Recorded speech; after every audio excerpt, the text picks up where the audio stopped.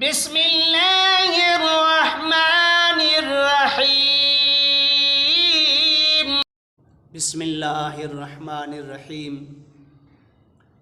अस्सलातु वस्सलामु अलैका या सय्यदी या रसूलल्लाह व अला आलिका व अस्हाबिका व अहले बैतिका सय्यदी या खातमुन नबिय्यीन।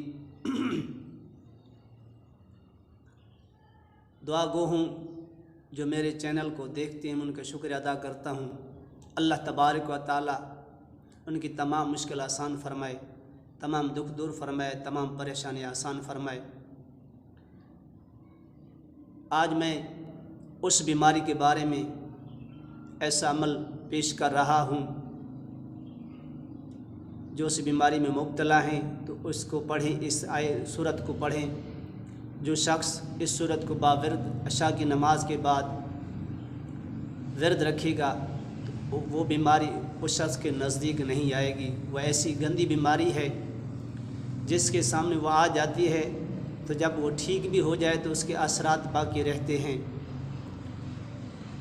तो हमें चाहिए उसके बचने के लिए हुजूर सल्लल्लाहु अलैहि वसल्लम ने एक नुस्खा आयत यानी एक सूरत बताई है, जो इसका विर्द रखेगा तो उस बीमारी के से बचा रहेगा। उस बीमारी वो क्या है? फालिज की बीमारी है। जो हजरात फालिज में मुब्तला हैं, दवाइयाँ खा रहे हैं, कोई फ़ाक़ा नहीं हो रहा, तो हुजूर अलैहिस्सलातु वस्सलाम ने ख़ुद बताया इस सूरत को पढ़ा करो तो इंशाअल्लाह ताला फालिज आपके नज़दीक नहीं आएगा। अगर जिसको फालिज हो चुका है ख़ुद नहीं पढ़ सकता तो दूसरा पढ़ के उस पर दम करे, उसको पानी पिलाए, तो इंशाअल्लाह ताला चंद दिन में वो ठीक हो जाएगा।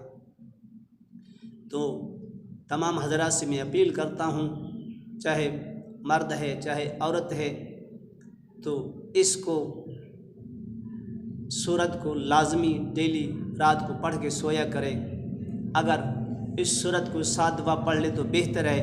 अगर 7 दफ़ा नहीं पढ़ सकता, छोटी सी सूरत है, तो इसको आप 3 बार डेली पढ़ के सोएं तो इंशाअल्लाह ताला फालिज की इस मोज़ी बीमारी से बचा रहेगा। फालिज उसके नज़दीक भी नहीं आएगा। तो हमें चाहिए कुरान पाक शिफा है, कुरान पाक रहमत है और कुरान पाक हर बीमारी का इलाज है। तो हमें कुरान पाक से मोहब्बत रखें, कुरान पाक से प्यार रखें, कुरान पाक को पढ़ें, कुरान पाक को सीने लगाएं। आप इस दुनिया पे कुरान पाक को सीने लगाएंगे तो कल बरोज़ क़यामत कुरान आपको सीने लगाएगा। जो कुरान से मोहब्बत करता है, ना कुरान दुनिया पे उसको जलील होने देता है, ना कब्र के अंदर, ना मैदान महशर के अंदर। जो कुरान के साथ मोहब्बत रखता है, कुरान के साथ प्यार रखता है, तो दुनिया के ऊपर भी कामयाब है और आखिरत के अंदर भी कामयाब है। तो इस मोज़ी बीमारी से हमें बचने के लिए बेहतरीन वजीफ़ा है, तो इसको दिल खोल कर पढ़ें और डेली का आप वजीफ़ा बना लें। इंशाअल्लाह ताला ये बीमारी आपके नज़दीक नहीं आएगी।